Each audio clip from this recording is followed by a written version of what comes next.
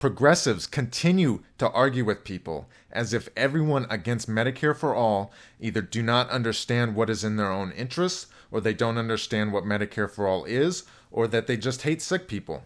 Most people opposed to Medicare for All are none of these. The idea behind Medicare for All lacks any grasp of the realities of what healthcare actually is, which is a service bound by the laws of scarcity and realities that transcend anything being discussed by this group of simpletons.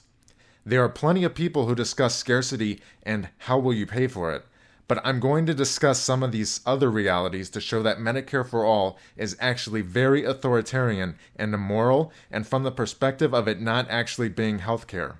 It is in fact harmful to people.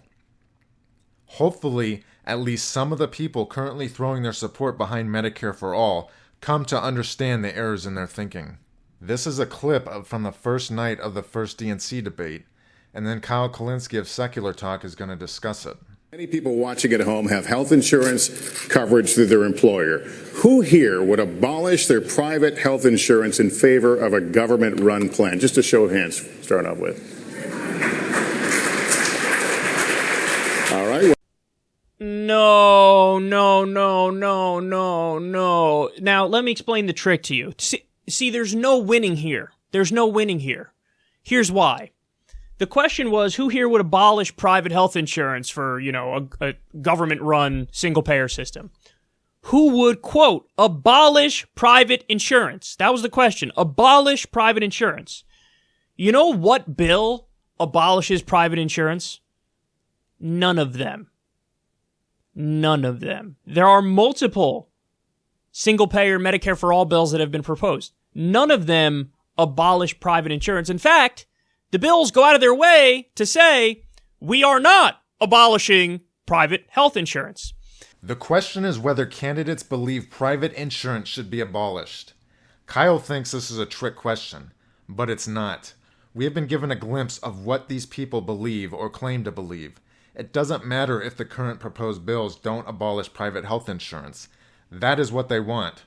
Here's Bernie Sanders saying the same thing. We asked a question about health care last night that spurred a lot of discussion, as you know. We're going to do it again now. Many people watching at home have health insurance through their employer. Who here would abolish their private health insurance in favor of a government-run plan? All right. As of now, Kyle has conveniently forgotten to make a video criticizing Bernie for this. But it gets better. This bill Bernie proposed does actually call for banning private health insurance. Here we have a comprehensive list of alleged benefits. These cover just about every service you could need. Hospital, primary and preventative services, including chronic disease management, prescriptions, mental health and substance abuse treatment, laboratory and diagnostic, pediatrics, dentists, vision and hearing. And up here we have the prohibition of coverage offering anything covered or which is supposed to be covered by Medicare for All. This is essentially banning the private health insurance. This bill proves he would effectively eliminate health insurance as a source of primary care funding, which is anything that Medicare for All covers or is supposed to cover. This is what people are talking about, and Kyle knows it. He is not arguing in good faith here. It outright bans primary health insurance, which is what we are all talking about. That is the truth. It's evident these people are getting more and more aggressive with their ideology. All we are seeing here are healthy people condescendingly telling people with chronic illnesses and conditions who have navigated the U.S. healthcare system what is in their own interests without any concern or care about what the people actually have to say about it. Kyle has been all too happy to discuss insurance companies denying treatment for medical conditions, but anytime someone brings up the failures of Medicare systems around the world, he refers to them as anecdotal horror stories and does not consider them to be relevant. Kyle has even gone as far as to make things up about insurance denying treatments to try and push Medicare for All. Remember this? He lied about an insurance company denying insulin to an 11-year-old. Kyle lied to make an insurance company look bad to push Medicare for All. I'll link that video down below. Progressives point to Medicare approval ratings as justifications for forcing everyone to participate in Medicare for All. But most people overall are healthy or have simple illnesses, so the reality is that people with complex or rare conditions or illnesses are the ones who disapprove of Medicare. We need a system where we allow people who understand their own situations better than anyone to make informed decisions based on their knowledge and their unique issues. The people who disapprove of Medicare know more than you do, and there is a reason for their disapproval. So, if Medicare is so perfect, why would people disapprove of it? Not nearly enough people ask this. Progressives certainly don't, and that's a problem when they want to be in charge of healthcare. The answer is simply because it's not helping them, which is the whole point of saying not everyone should be forced to participate in it. Polls need to ask people with chronic or complex illnesses how they feel about Medicare. Very specifically, what their conditions are and if Medicare is paying for the treatments they need. After all, they should be among our top priorities. Until then, take your Medicare and offer it to people who want it. They have no reason not to keep it as an option and not force everyone to participate. And you are putting everyone into a box and forcing them into a system that will not necessarily help them and will, in many cases, hurt them. Canadian Medicare and Medicare in the U.S. currently refuse coverage the same way insurance companies do. Medicare for All will do the same thing. Micromanaging of care is how the systems are set up and how Medicare for All will be too. I'll give you a specific example. Medicare will not pay for oxygen for the treatment of cluster headaches.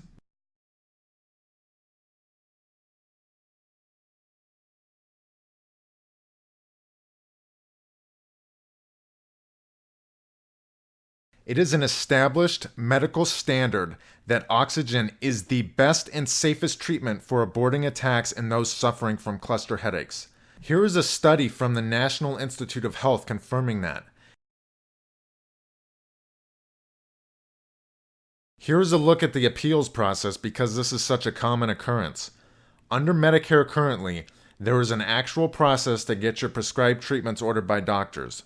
You may think this is good and perfectly reasonable, but it is not in fact. This causes massive delays for people in getting treatments they need, and all too often in the end they are denied. This is what you can look forward to with Medicare for All coverage of major illnesses. And saying insurance companies do it too is not valid. That is the whole point, making sure everyone has access to the options they need. When you treat everyone the same and restrict their ability to make decisions, they lose. We need more options, not fewer. It is a fact that many insurances do cover oxygen for cluster headache treatment. So you have one condition that right off the bat, many people will be better off not being forced off their insurance for.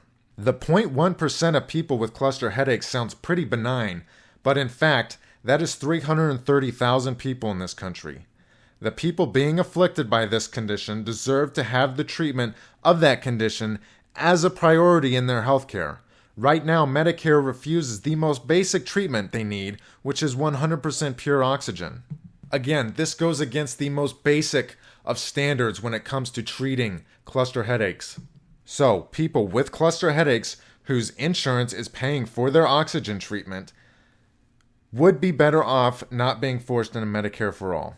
That's tens of thousands of people on the low end, up to hundreds of thousands on the high end, just for this condition. Progressives try to imply that is what supplemental insurance is for. But the bill bans the use of private insurance for the treatment of medical conditions. Supplemental insurance in this case will absolutely not cover the treatment of medical conditions. That is the issue when this is brought up about banning private health insurance. This is just one condition. As far as I know, no studies have been done on this, but there are absolutely many more severe, chronic conditions out there that Medicare does not cover and will not cover under Medicare for All. But understand that Medicare is responsible for making a lot of lives miserable. Private health insurance covers oxygen for treatment of cluster headaches, which is among the most severe conditions known to medicine, and Medicare does not cover it. This is what I'm talking about. Do you suppose maybe the people with cluster headaches would be better off on private health insurance? The answer is yes, they will. They deserve the chance to have their primary medical condition treated as a priority. Another problem I'm going to touch on briefly is off-label use. Many conditions are treated with medications considered to be off-label. That means the FDA approved a treatment for another condition, but it was discovered that the treatment can work for other conditions. Many illnesses are treated this way. The first ever FDA-approved treatment for cluster headaches was approved last month. The first ever. The more complex your illness, the more difficult navigating this system will be. This is a major reason why Medicare systems refuse to cover treatments.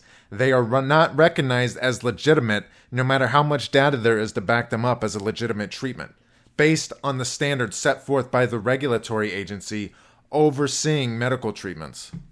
And let's say you go to a doctor to get your cluster headaches treated.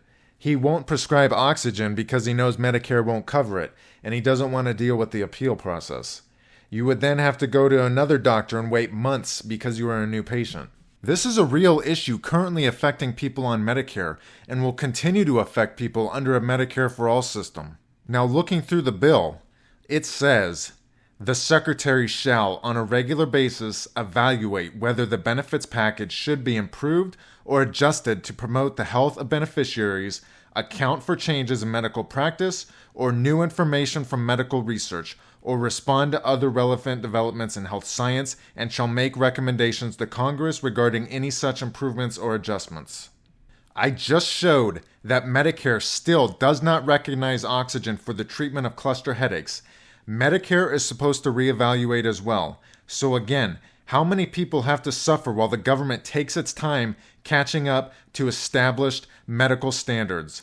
Again, if someone's insurance for a specific condition is working better than Medicare, they should have the right to remain on that insurance. There are too many conditions and potential treatments for this system to possibly oversee and stay up to date on, especially when Congress and the bureaucrats working for Medicare both have to be involved, and then add to that the FDA and their standards. This is why the debate centers on money and not the actual treatment of illness. Progressives do not understand how complex this issue actually is.